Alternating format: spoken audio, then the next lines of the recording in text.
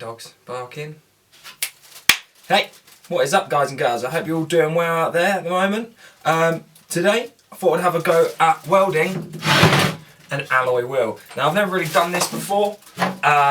This is one of my mate's wheels that he only uses on track, so it won't be being used on the road, because like I say, I don't know how very good I am at welding alloy. It's got quite a few cracks in it. I can already see 1, 2 here. It's got a big chunk missing out of it as well. It's only a cheap motor wheel, so if I don't do very well at it, then it's not exactly a problem, because I'm pretty sure he bought them second hand anyway. Right.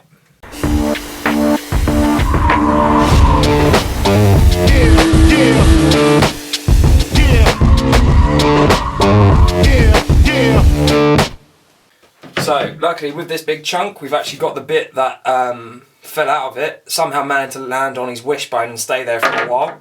It's pretty impressive. But what I'm going to do first is clean the areas up just quickly to see if there are any more cracks, because like I said, I've already found 2 other cracks, and by the looks of it there are a few cracks around this chipped out bit anyway. Okay, so by the looks of it, this wheel has actually already been welded before by someone else, so hopefully I'll be able to do a better job, because going down that weld there's already a crack. So I don't know whether that was from when it was previously done, or that's just a weak point that's left in it. I can't quite see. Right, so I need to expose some of the metal. So what I'm going to do that is with an angle grinder. I have opted for a flappy disc wheel, flappy disc. It's not exactly a new one, it's actually a really old one, but it will probably be enough for alloy. Now before I do that, I'm going to whack my glasses on. Make sure you tell me how I look in the comments section below, because if these don't look very good on me, then I'll just risk blindness and not wear them anymore. Yeah, right, let's crack on with that.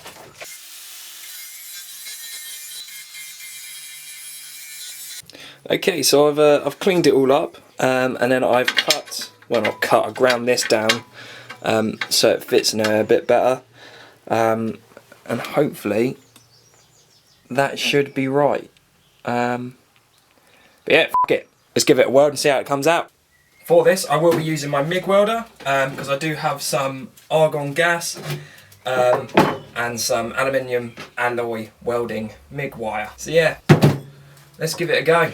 Okay, so I don't know if you guys know this or not, but I hadn't had any gas to do any steel welding, so I'd been using a flux cord one. And with gasless welding wire, you have to swap. It has different polarities than using with gas. So I just need to swap those over,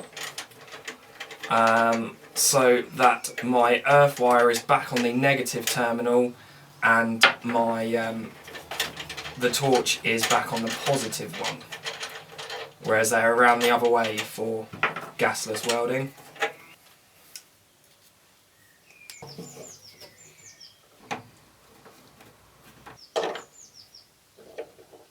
Just like to point out, I'm not a professional welder. I just do this on my own stuff and on my mates and my sort of families.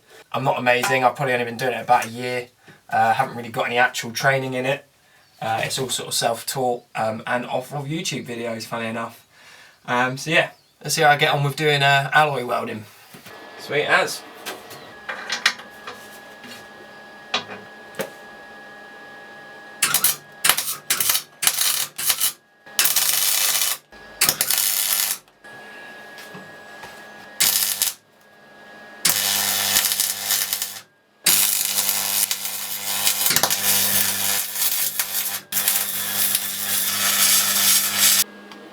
I mean, I don't think that's right. I mean, lucky I got a grinder, really. So I think I'm just going to have to grind that back and see what I can make out of it. Okay, so I have ground it down a bit. So it looks a bit better.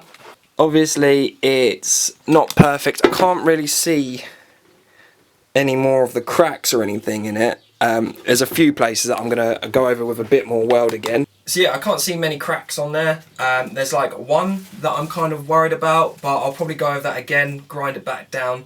Won't really know until there's a tyre on it and we've got loads of air in it, and we'll find out. There's still the other cracks that I pointed out earlier around the rim that I'm going to have a go at doing now. You might have noticed I've changed my t-shirt.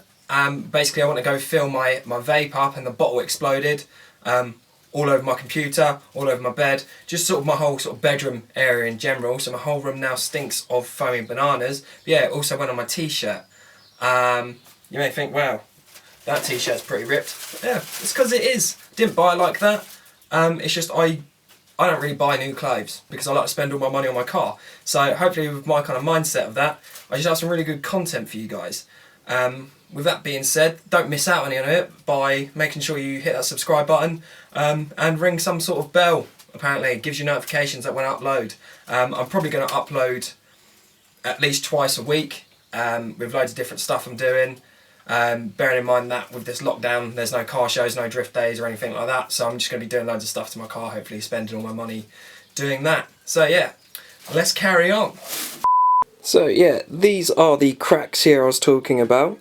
What I'm probably going to do is just get a, like a normal cutting disc and just run it down there a bit, just to make the gap a bit wider so you can actually get like the weld in there, if you know what I mean. So it's not just laying on top of a crack, it's filling the actual crack up. So yeah, as you can see, I've cut the slit through there, and then what I've done was go over with the flappy disc just to clean the area around it up, so you've got a nice, hopefully strong weld that's going to penetrate through there.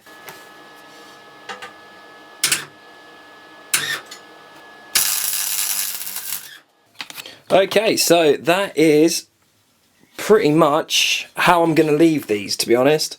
They don't seem too bad. Like I say, these are only going to be on a track, used for going around track on a drift car, so they're literally going to only have tyres on them for about 10 minutes, if that. So yeah, I'm happy with that. So yeah, give them a paint, chuck a tyre on them, and see how they hold up. Yeah, so not going too mad with paint, just going to whack some VHT black that I had left over on them.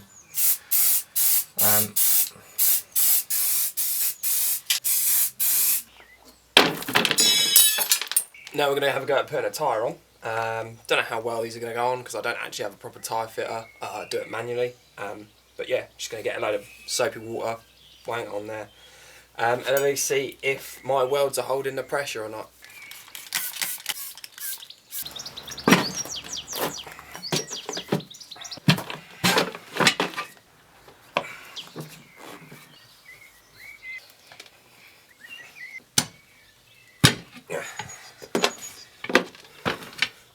Right,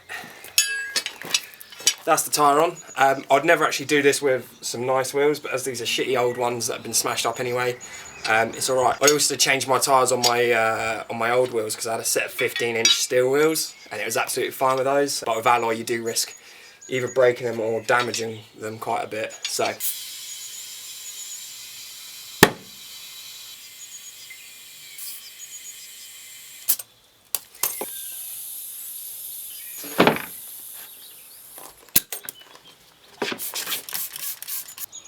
yeah, I've sprayed a lot of soapy water on there. Obviously there's loads of bubbles in it, but so far I can't actually see any air bubbles leaking out of the tyres or out of the wheel, any sort of big noticeable ones. So what I'll do is I'll test the tyre pressures and then leave it a few hours and then see whether it's dropped at all. Okay, so it is 51.5 psi at 42 minutes past 3. Big up Brittany and her E36. So what we'll do is leave that a few hours and see whether it drops down at all. So yeah, catch you in a bit. Okay guys, so it's now 12 minutes past 7. Let's see what it comes out like. Okay, so it's 49.5, so it's dropped like what, 1-2 psi, and I just let a little bit of air out then when I put the gauge on. So to be fair, yeah, so I'm quite happy with that. It's only leaking a couple psi over what, like 4 hours I think that was, 3 or 4 hours, which ain't too bad considering it'll be used on a drift car. Tyres get changed every 10 minutes easily. So yeah, first time welding an alloy wheel. It's alright, not too difficult, but yeah, definitely need a bit more practice at it. Maybe try a few different settings. So, if you guys did enjoy the video, do make sure to subscribe. Like I've said in previous ones, I'm going to be uploading, quite a lot every week. Hopefully at least do 2 videos. And if you did like the video, please give it a like. It does all help. Yeah, and I hope to bring you guys even more better content. So, thank you.